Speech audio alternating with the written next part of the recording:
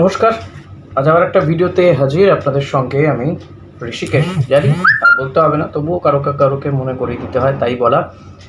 যাই হোক, ইস্টবেঙ্গলের আরও একজন বিদেশি, ষষ্ঠ বিদেশি, আরও একজন স্ট্রাইকার, অ্যাটাকিং ফুটবলার, সে চলে এসছে। উত্তরীয় মেজাজে রয়েছে এই মুহূর্তে ইস্টবেঙ্গল। কে আছে কে নেই এসব নিয়ে ভাবতে নারাজ, কারণ প্রথম ম্যাচেই নর্থ ইস্ট ইউনাইটেডকে 3-0 গোলে হারিয়ে এক আলাদাই উচ্চতায় পৌঁছে গিয়েছে লাল হলুদ শিবির। আর এরই মধ্যে অ্যান্টন সোলসবার্গ সে চলে এসছে। ডেনমার্কের এই ফুটবলার কি ইস্টবেঙ্গলের ইতিহাসে নতুন এক ইতিহাস রচনা করবে? কারণ অ্যান্টন বলছে তারা তর সইছে না, তিনি কবে নামবেন ইস্টবেঙ্গলের জার্সি পরে মাঠে। ইস্টবেঙ্গল ইতিমধ্যে অফিসিয়ালি অ্যানাউন্সমেন্টও করে দিয়েছে যে অ্যান্টন সোলসবার্গ ইস্টবেঙ্গলে সে জয়েন করলো ইস্টবেঙ্গলের সঙ্গে, এবং ইস্টবেঙ্গলের হাতে আর রয়েছে 12টা ম্যাচ। এই 12টা ম্যাচ জিতে ইস্টবেঙ্গলকে শীর্ষস্থান ধরে রাখতে হবে। এই মুহূর্তে টপে রয়েছে ইস্টবেঙ্গল, তো সেই শীর্ষস্থান ধরে রাখতে হবে ইস্টবেঙ্গলকে। অ্যান্টন সেক্ষেত্রে কতটা সহযোগী হয়? ইউসুফ ইজেদারি সে কি এবার গোল্ডেন বুট পাবে? এমন অনেক সম্ভাবনার দিক কিন্তু উঠিয়ে দিয়েছে ইস্টবেঙ্গলের এইবারের টিম। এই টিমটা বহু প্লেয়ার যারা আইএসএলে ডেবিউ করেছে, আর ইউসুফ ইজেদারি তো ইস্টবেঙ্গলের জার্সি গায়ে ডেবিউতেই জোড়া গোল করে নায়ক সে। তো এখানে ইউসুফকে নিয়ে মাতামাতি চলছে। দেখুন, প্রথম ম্যাচে 18,000-এর কিছু বেশি দর্শক মাঠে গিয়েছিল। আমার এক্সপেকটেশন কিন্তু আরও বেশি ছিল। আমি বলবো দেবব্রত সরকাররা তো ভেবেছিলেন 40-50 হাজার দর্শক যাবে, সেটা কিন্তু ধারে কাছে যায়নি। সেকেন্ড ম্যাচ ইস্টবেঙ্গলের দিল্লির বিরুদ্ধে ম্যাচ, তো আশা করব যে এই দিল্লি কিন্তু আগে চেন্নাই ছিল, চেন্নাই এফসি, সেটাই মাফ করবেন হায়দ্রাবাদ ছিল, হায়দ্রাবাদ এফসি ছিল, সেখান থেকে এটা তাদের হোম টাউন, এখন হোম গ্রাউন্ড তারা দিল্লিতে পড়েছে। তো দিল্লি তাদের নামও পরিবর্তন হয়েছে হায়দ্রাবাদটা। তো এখানেও দিল্লির টিমটা এমন আহামরি কিছু নয়। আমি বেঙ্গালুরুর বিরুদ্ধে তারা ফার্স্ট ম্যাচটা খেলেছে, হেরেও গেছে 2-0 গোলে। বেঙ্গালুরু ওই ম্যাচে যথেষ্ট দাপট নিয়ে খেলেছিল, আমি দেখেছি ম্যাচটা কিছুটা অংশ, এবং বলবো যে এই টিমটার বিরুদ্ধেও ইস্টবেঙ্গলের জেতা উচিত, আর জেতাটাকে আরও সহজ করে দিতে পারেন কিন্তু আপনারা প্রত্যেকে মাঠে গিয়ে। টিকিট কিন্তু ইতিমধ্যে পাওয়া যাচ্ছে, সো প্রত্যেকে যান। শনিবার দিন ম্যাচ, ইস্টবেঙ্গলকে জেতাতেই হবে। এই বছর কিন্তু ইস্টবেঙ্গলের ট্রফিটা পেতেই হবে ইস্টবেঙ্গলকে, আইএসএল ট্রফির ইস্টবেঙ্গলের জন্য, কারণ ম্যাচ খুব কম।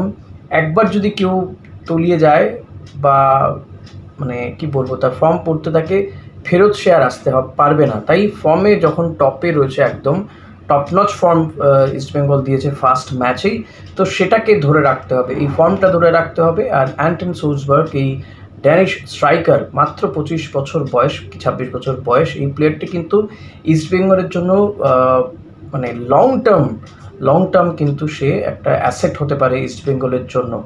ইউসুফ ইজেদারি, অনেকে তার বয়স নিয়ে অনেক কথা বলেছিলেন, কিন্তু সে অন্তত ফার্স্ট ম্যাচে তো লেটার মার্কস নিয়ে পাস করেছে, দুটো গোল, এবং যেভাবে তার মুভমেন্ট দেখা গিয়েছে, সব কিছু ঠিকঠাক থাকলে কিন্তু এই ইউসুফ, অ্যান্টন, মিগুয়েল, রশিদদের নিয়ে কিন্তু যে কোনো টিমের বড় সমস্যা হবে, কাকে ছেড়ে কাকে রাখবে। এরপর কেভিন নাওরেমরা ফিরলে বস মুশকিল হবে যে কোনো টিমের। এবং আমরা গতবারই মোহনবাগানের সঙ্গে সমানে লড়াই করেছি, বা এই মরশুমে আইএফএ শিল্ড থেকে শুরু করে সুপার কাপে সমানে লড়াই করেছি। তো এবার কিন্তু আমি জানি না, এবার কিন্তু মোহনবাগানকেও যথেষ্ট চিন্তা করতে হবে ইস্টবেঙ্গলকে নিয়ে। আমার মনে হয় প্রত্যেকটা টিম সেই হোমওয়ার্কটা করতে শুরু করে দিয়েছে অলরেডি, বিশেষ করে ইউসুফকে নিয়ে। মোহনবাগানের কিন্তু চিন্তাভাবনা মোহনবাগান করুক বরং ইস্টবেঙ্গলকে নিয়ে। ইস্টবেঙ্গল কিন্তু আর একটা অস্ত্র তারা হিডেন রেখেছে। এখন এই ডেনিশ ফুটবলারটি অতি অবশ্যই তাকেও দেখতে হবে, ফার্স্ট ম্যাচ দেখলে বোঝা যাবে। নিঃসন্দেহে অস্কার বলছেন, তাকে নিয়ে তারা আশাবাদী, তিনি ইস্টবেঙ্গলের অ্যাটাকে বৈচিত্র্য আনবেন, এটা আশা করছে তো সবাই। কিন্তু আমি বলবো খুব বেশি আশা করবেন না, এক্ষুনি আশার মানে প্রত্যাশা এত বেশি করে চাপিয়ে দেবেন না প্লেয়ারটির উপর, বাচ্চা ছেলে, বাট হি হ্যাজ সাম পাওয়ার। অস্কারও যেটা বলছে যে ওর বয়সটা খুব কম, কিন্তু এত শক্তিশালী একজন ফুটবলার, এত গতিশীল ফুটবলার সেই এত অল্প বয়সে হয়েছে, যেটা ইস্টবেঙ্গলকে খুব হেল্প করবে বলে তিনি মনে করছেন। এবং ইউসুফ আর ইজেদারি যদি একটা জুটি তৈরি হয়, দেখুন আমার মনে হয় না যে এই আজকে তো সে সবে এসছে, আর শনিবার দিনই তাকে নামিয়ে দেবে। হয়তো যদি ইস্টবেঙ্গল অনেকগুলো গোলে জেতে, তাহলে হয়তো শেষের দিকে নামাতে পারেন অস্কার, যদি এখনও আইএসএলের জন্য রেজিস্ট্রেশন হয়নি তার। তো আমার মনে হয় যে এই অ্যান্টন সোসবারকে কিন্তু যথেষ্ট ভাবে কাজে লাগাতে হবে। আর অ্যান্টন ইউসুফ খেললে, নিচে যদি কেভিন খেলে, তাহলে অটোমেটিক্যালি কিন্তু মাঝমাঠে একজন প্লেয়ারকে কমাতে হবে, মানে বিদেশিকে কমাতে হবে। সেক্ষেত্রে সাউল ক্রেসপোকেই সরে যেতে হবে, তার জায়গায় হয়তো জিকসন সিংকে খেলানো হতে পারে। এখন নাওরেম ফিট না হওয়া পর্যন্ত জিকসন কিন্তু যথেষ্ট ভালো খেলেছে সেন্টার ডিফেন্স হিসেবে, এবং সেকেন্ড ম্যাচটাতে আই হোপ কি রাকিব ফিরে আসবে। রাকিব ফিরলে রাকিব জয়, মাঝখানে জিকসনের থাকবে আমার মনে হয়, এবং জিকসনের পরিবর্তন হিসেবে তখন আবার লালটুংনুঙ্গাকে বা আমরা মার্তন রায়নারকেও দেখতে পারি পরবর্তীতে, যদি ম্যাচে ভালো কন্ডিশনে থাকে ইস্টবেঙ্গল। প্রত্যেকটা প্লেয়ারই কিন্তু ফার্স্ট ম্যাচটা দারুণ খেলেছে।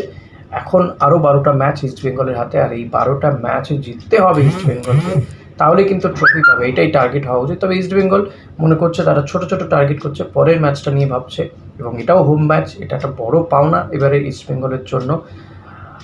তো দেখা যাক, এটাই বলবো যে ইস্টবেঙ্গল যথেষ্ট শক্তিশালী টিম এবছর, যে কোনো টিমের কাছে ত্রাস হয়ে উঠতে পারেন ইউসুফ এবং এই অ্যান্টন সোসবার্গ। তো আপনাদের কেমন লেগেছে খেলা? অ্যান্টনকে তার বডি ল্যাঙ্গুয়েজ দেখে, দেখুন বিমানবন্দর থেকে নামতে তো সবাইকেই ভালো লাগে, মাঠে নড়াচড়া দেখলে কিছুটা বোঝা যেতে পারে। মাঠে নামুক, এখনই বলবো যে আপনারা প্লিজ প্রে করুন এবং ইস্টবেঙ্গলের পাশে থাকুন। মাঠে যান শনিবার দিন, গলা ফাটান প্রিয় দলের হয়ে, দেখুন ইস্টবেঙ্গল কী পারফর্ম করে। এবং এই অ্যান্টন কিংবা ইউসুফদের নিয়ে, বিশেষ করে ইউসুফ ইজাজারি, সে ডিজার্ভ করে মাতামাতিটা, বাট স্টিল বলবো কিছু জিনিস না স্টোর করে রাখুন, একদম শেষে দেবেন। আইএসএলের শেষে আমরা বরং সেলিব্রেট করব অনেক বেশি করে। প্লিজ এখন কুল অ্যান্ড কাম থাকতে হবে, তাই তো? কারণ এবছর আইএসএল ট্রফিটা ইস্টবেঙ্গলকেই পেতে হবে। তো সেই কারণেই বলবো প্রিপেয়ার্ড হন মনে মনে। আমরা যেমন ফুটবলাররা, যেমন অস্কার বুজো তিনি নিজের টিমটাকে তৈরি করছেন, আমরাও সেভাবে তৈরি হই, প্রত্যেকে টিমের পাশে থাকি, ভালো মন্দ যাই হোক না কেন। দেখুন এখন ইস্টবেঙ্গলের ভালোর সময়ও থাকতে হবে, মন্দের সময় তো ছিলেনই আপনারা, ভালোর সময় থাকুন, পাশে থাকুন টিমের, মাঠে যান প্রত্যেকে, এটাই বলবো। এবং অ্যান্টন কিংবা ইউসুফদের ওপর যেন অতিরিক্ত চাপ না পড়ে। দেখুন ইউসুফের ওপর যাতে অতিরিক্ত চাপ না পড়ে, সে কারণেই অ্যান্টন এসছে, এবং অ্যান্টনের ওপরেও যাতে বেশি চাপ না পড়ে, সেই জন্য আমাদের ডেভিড আছে, জেসন টিকে আছে। সো প্লেয়ার প্রচুর আছে, কেভিনও খুব দ্রুত ফিরবে। আই হোপ কেভিনও দিল্লি ম্যাচের পরে হয়তো শোনা যাবে যে কেভিন ফিরছে, নাওরেমও ফিরবে। কোনো চিন্তা করার কিছু নেই, আশঙ্কা করার কিছু নেই।